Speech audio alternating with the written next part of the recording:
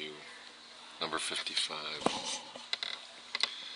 A probability of green or red. And when you have an or, you're going to take the probability of each event, green marble and the red marble, you're going to add them together.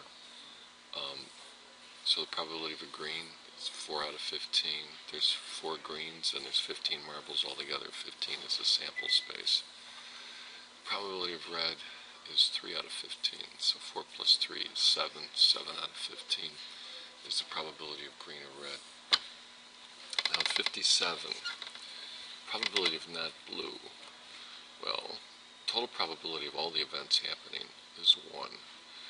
So if you want to know the probability of not blue, that's the probability of red or green.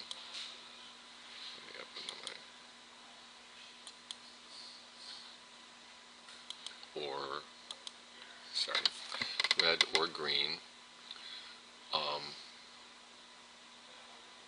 or blue, or black. I'm sorry, red or green or black.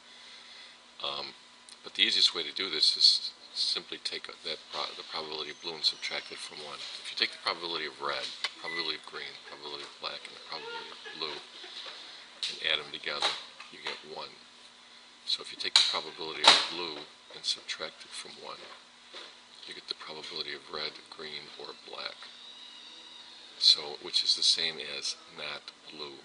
So I take 1, I subtract 6 over 15, and I get 9 over 15, which reduces to 3 over 5. So that's probability. 59 asks you about odds, which have a different sort of calculation.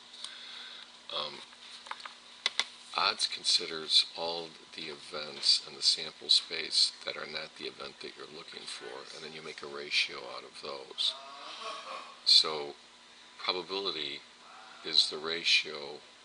Probability of one single event is the probability of that event, is the number of times that event can occur in the sample space over the entire sample space. Odds is the number of times that an event can occur in a sample space in a ratio with all the other events in the sample space, not the entire sample space.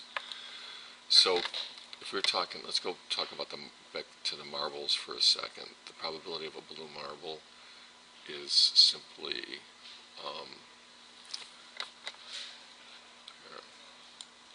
there's 6 out of 15, or 3 out of 5.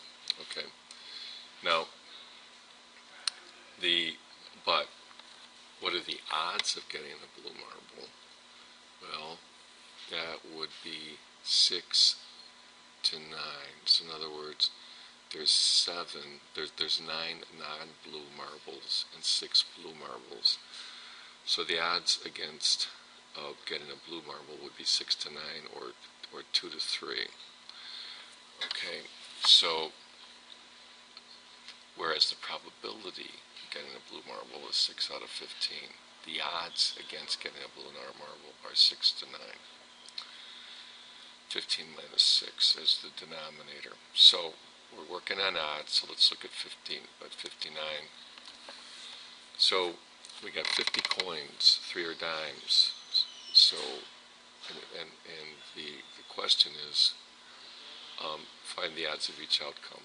A dime, okay? So 3 are dimes, 47 are not dimes, because there's 50 coins altogether. So the odds for a dime are 3 to 47, or 3 over 47, or whatever. So you're making a ratio. 61, the value that a coin is greater than 10 cents. Okay, the odds that a coin is greater than 10 cents. Okay, well, there's 50 coins. How many coins are greater than 10 cents? 12. There's quarters, okay, which means there's 38 non-quarters. So the odds are 12 to 38, or 6 to 19, since both sides are divisible by 2. Okay, 63, how many ways can students choose to do their assignments? Okay, they got 15 projects, 6 topics, and 8 subjects. These are 3 different things that they're doing. So it's 15 times 6 times 8, which is 720. 65. Mean, median, and mode for these numbers. Put them in order. 88, 88, 92, 99, 100. The median, there's 5 numbers. The median number in the middle is 92. The mode is the number that occurs the most number of times. That's 88. And the mean is you add the 5 of them up and divide by 5. That's 93.4. 67. Find the range, Q1, Q3, and the median. First quadrant, third quadrant, and the median. Okay, put them in order. Okay, we got 70, 70, 72, 75, 76, 77, 77, and 79. Notice there's 2 modes, if you will. There's 70, 70, and 77, and 77. But we don't care about the mode. All right, so the range. High, max minus min, 79 minus 70, that's 9. The median. Okay, notice there's 8. So we'll take the 2 numbers in the middle and average them. 76 plus 75 divided by 2, 75.5. Now, there's 4 numbers in the top half, 4 numbers in the bottom. So Q1 is going to be 70. We'd split the top half in 2. And we go to the middle. That's 70 and 72 are the 2 numbers in the middle. We add them together, divide by 2, or just 71. It's the number between these, so that's Q1. And if we look at the bottom 4, well, the 2 numbers in the middle are both 77, so Q3 is 77. Okay, 69. We are, here, give me a second to get this on the screen. Alright, let me just pull this over. Okay. I didn't want that to happen. Let's try it one more time. Okay. Alright, so 69, and we're making survey. Now these are categories. Okay, there's no numerical sequential growing relationship between pizza, chicken nuggets, cheesy potatoes, and ice cream. So we got 4 categories: pizza, nuggets, potatoes, and ice cream. This is a little asymmetric. I should have the gaps between them a little more even. The gaps don't mean anything, unlike a histogram where the gaps are very meaningful. And then on the vertical axis is the count: 15, 10, 8, and 5. That's it. Okay. Now, for 71, we got a table showing how Cat spends her allowance. What's the best way? Well, I don't know. You can make a bar graph. A pie chart by percentages is kind of interesting. Half of her money is spent. That's 50%, not 5%. Oh, let me fix that.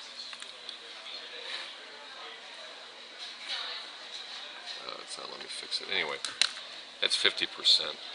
20% is on clothes, and 15% and 30% on entertainment. So anyway, either way is fine. 59.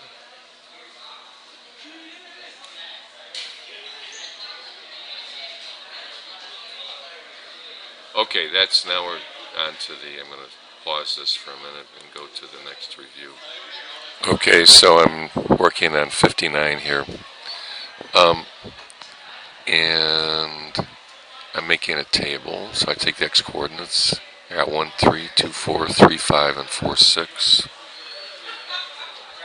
And then I make a graph with the 4 points: 1, 3, 2, 4, 3, 5, and 4, 6. It's just 4 points, they're not connected. A mapping, domain, range, the 2 ovals or whatever. 1, 3, 2, 4, 3, 5, and 4, 6, with the lines going between them. And finally the domain, 1, 2, 3, 4, and the range, 3, 4, 5, 6. Okay. Now, 63. We're going to express this as a set of ordered pairs. -2, -2. Just follow the arrows. Okay.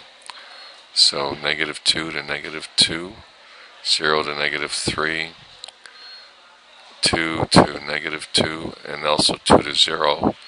Notice that we got a member of the domain with two arrows coming from it. That means it's not a function. And then 4 to negative 1.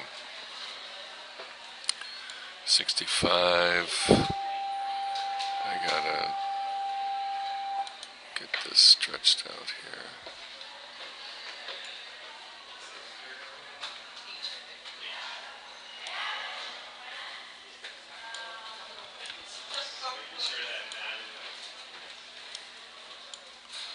Oh, it's on the next page. Okay. And let me do this. Okay, 65. All right.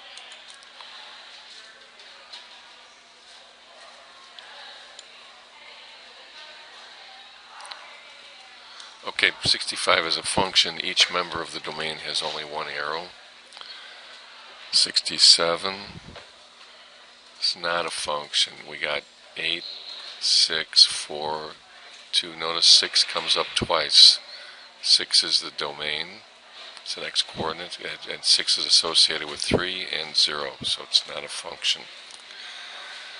69, find the value. G of x equals x squared minus 3. G of 2 is going to equal 2 squared minus 3, 4 minus 3, which equals 1. 71, g of negative 4. G of x equals x squared minus 3. G of negative 4 equals negative 4 squared minus 3. 16 minus 3, 13. G of 3p, g of x equals x squared minus 3. G of 3p equals, in parentheses, 3p squared minus 3, which equals 9p squared minus 3. That's it.